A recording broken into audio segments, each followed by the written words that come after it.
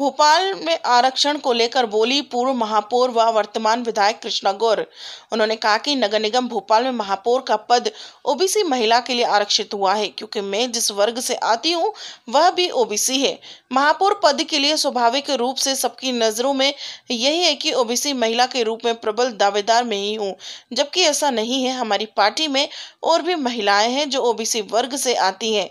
जब भी सामूहिक निर्णय होगा वह फैसला बाहर आएगा, हम सबको मान्य होगा। नेतृत्व का विकास होता ही रहना चाहिए। चुनाव दो दलों के बीच में होता है, आमने सामने दो दल होते हैं, लेकिन जनता को निर्णय करना होता है कि वह किस विचारधारा के साथ है। महापौर का चुनाव होना है, भोपाल में महिला सीट है, ऐसे कयास लगने शुरू हो गए हैं कि एक बार कृष्णा गौर पुनः महापौर बनने की ओर है और वो प्रत्याशी बनने जा रहे हैं बीजेपी की ओर से। देखिए, नगर निगम भोपाल में महापौर का पद ओबीसी महिला के लिए आरक्षित हुआ है। अब चूंकि मैं जिस वर्ग से आती हूँ वह भी ओबीसी ही है, और इस कारण स्वाभाविक रूप से सबकी नज़रों में यही है कि ओबीसी महिला के रूप में आप बहुत ही प्रबल दावेदार होंगी, लेकिन मेरा ऐसा मानना है कि ऐसा बिल्कुल नहीं है।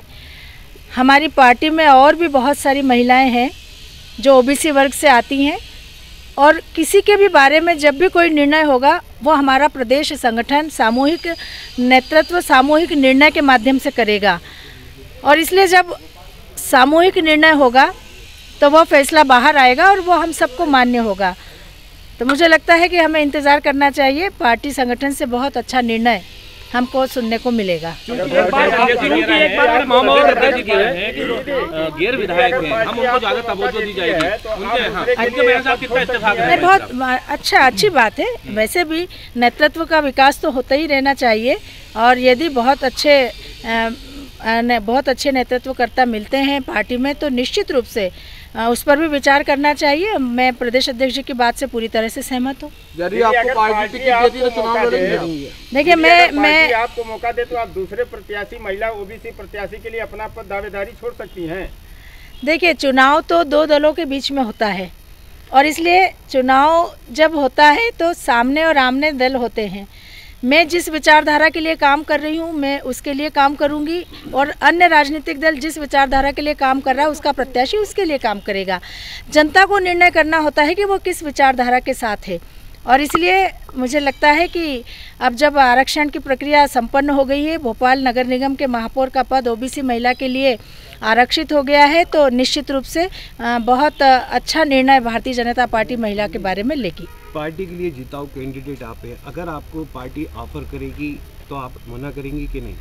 नहीं, देखिए, मेरी पार्टी ने जब भी कोई आदेश मुझे दिया है मैंने बहुत निष्ठा के साथ पार्टी के हर आदेश को शिरोधार्य किया है, और भविष्य में भी मेरी पार्टी जो भी आदेश मुझे देगी उस आदेश को मैं शिरोधार्य करके उस पर अमल करने का काम करूंगी। यदि इंदौर में मालिनी गौड़ को विधायक रहते हुए भारतीय जनता पार्टी ने महापौर का अवसर दिया था, वही सिलसिला भोपाल में भी आपके नाम से शुरू होने जा रहा है। नहीं, देखिए, हर परिस्थितियां होती है, उस समय की परिस्थितियां रही होंगी, और मुझे ऐसा लगता है कि हर एक पार्टी योग्य से योग्य प्रत्याशी उतारना चाहती है, क्योंकि हर पार्टी जीतने के लिए चुनाव लड़ती है, और इसलिए जिताऊ चेहरा टिकाऊ चेहरा होना चाहिए। इस दृष्टि से पार्टी निर्णय लेती है।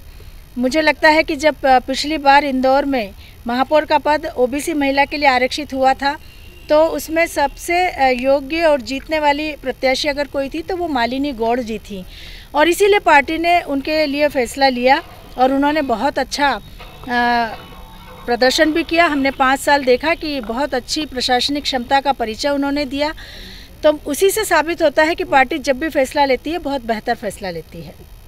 नेशन टुडे 24 के लिए भोपाल से ब्यूरो रिपोर्ट।